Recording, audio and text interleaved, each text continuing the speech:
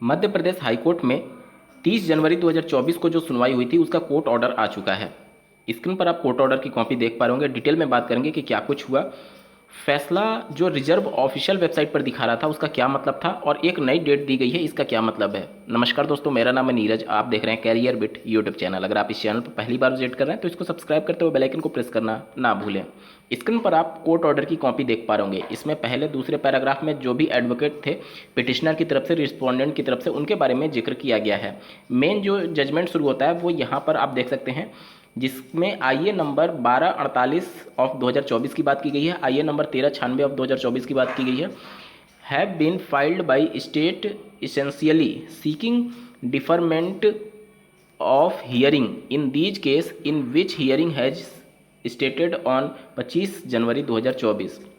यहाँ पर यह कहा जा रहा है कि दो आईए दाखिल करके जो स्टेट है वो ये चाहती थी कि 25 जनवरी 2024 को जो सुनवाई चल रही थी उसको रोक दिया जाए, उसको टाल दिया जाए। लेकिन उस समय की पाबंदी की वजह से एक नया डेट दे दिया गया था, जिसके बारे में 30 जनवरी को जब सुनवाई हुई उसके बारे में कोर्ट ऑर्डर में ये बातें मेंशन की गई हैं। आगे अगले पैराग्राफ में हाईकोर्ट ये कहता है कि कोर्ट के समक्ष 3 आईए पेंडिंग है, जिसमें 1097 ऑफ 2023 जो कि श्री गुड्डू सिंह जी की याचिका है, जो कि उत्तर प्रदेश की 69,000 शिक्षक भर्ती से संबंधित मामला है। इसके अलावा आप दूसरी सिविल अपील देख सकते हैं, रिट पिटीशन 1343 ऑफ 2023 जो कि Arun Kumar Singh versus Union of India है, और तीसरा है 16 ऑफ 2024 जो कि Virendra Singh versus Union of India है। ये तीनों जो है सुप्रीम कोर्ट के समक्ष पेंडिंग है, और इसी को लेकर के हाई कोर्ट में स्टेट के द्वारा ये प्रेयर किया गया है कि इन तीनों की जब तक कोई डिसीजन नहीं आ जाता तब तक मामले की सुनवाई ना की जाए।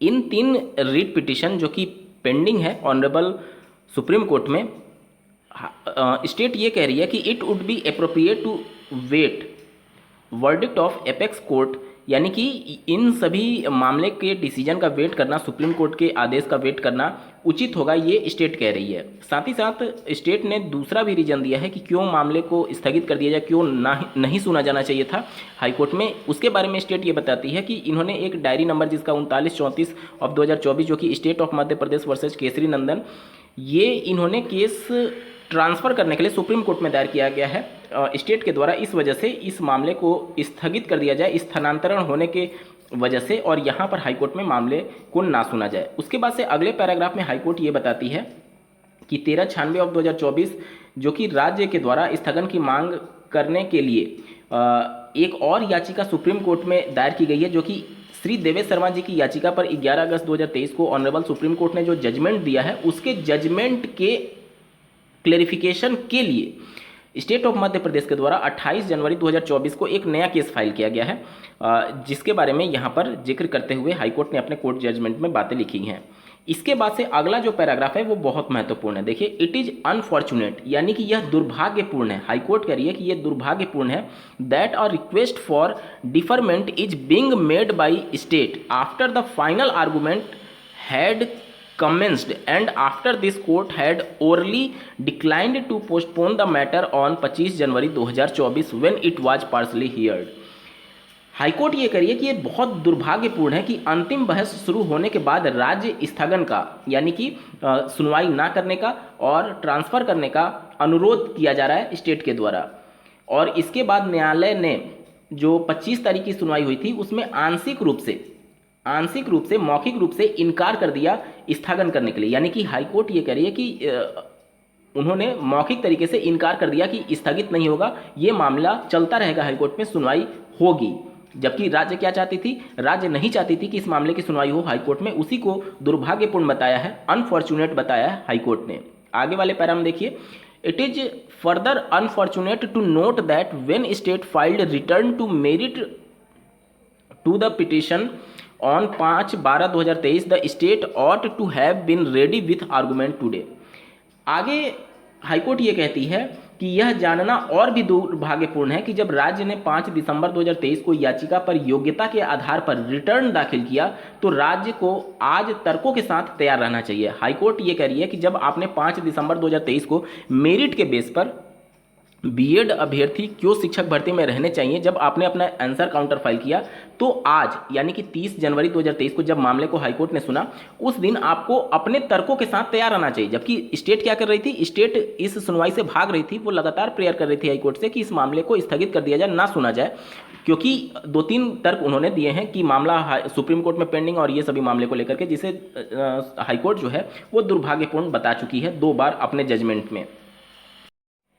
आगे देखिए, हाईकोर्ट ने और नाराजगी दर्ज कराते हुए ये कहा है, देखिए, बी दैट एज इट में this court recording displeasure against the state and considering the submission of state council that matter before apex court are to be taken up on 2nd of February 2024 differs the hearing of these cases in the next week to be taken up on 8 February 2024। यानी कि high court ये कह रही है कि जैसा हो सकता है वैसा रहने दें। यह न्यायालय राज्य के खिलाफ नाराजगी दर्ज कर रहा है। साफ शब्दों में कोर्ट ने लिखा है अपने जजमेंट में कि स्टेट के खिलाफ हाईकोर्ट नाराजगी दर्ज कर रहा है और राज्य के वकील इस दलील पर विचार कर रहे हैं कि शीर्ष अदालत के समक्ष 2 फरवरी 2024 को उठाए जाने वाले जो सुप्रीम कोर्ट में मामला पेंडिंग है उसके बारे में बात की जा रही है। इन मामलों की सुनवाई अगले सप्ताह 8 फरवरी 2024 को की जाएगी। यानी कि जो हाईकोर्ट में मामला चल रहा था वो अब 8 फरवरी 2024 को लिस्ट करने की बात की जा रही है।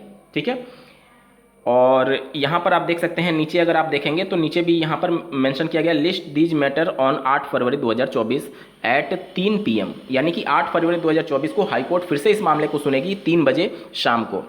अब यहाँ पर आपके मन में सवाल आएगा कि वो जो ऑर्डर रिजर्व वाला ऑफिशियल वेबसाइट पर दे रहा था, देखिए यहाँ पर 2-3 चीज़ें हो सकती हैं। इसमें इतनी ज़्यादा आईए दाखिल की गई हैं, हो सकता है कि पर्टिकुलर किसी एक आईए पर कोई फैसला रिजर्व किया गया हो, या फिर ये हो सकता है कई बार सुप्रीम कोर्ट के भी ऑफिशियल वेबसाइट पर चीज़ें गलत होती हैं, लेकिन जब क्लरिकल लेवल पर मिस्टेक पकड़ी जाती है तो फिर इसको अपडेट किया जाता है। तो वो सभी चीज़ें हो सकती हैं।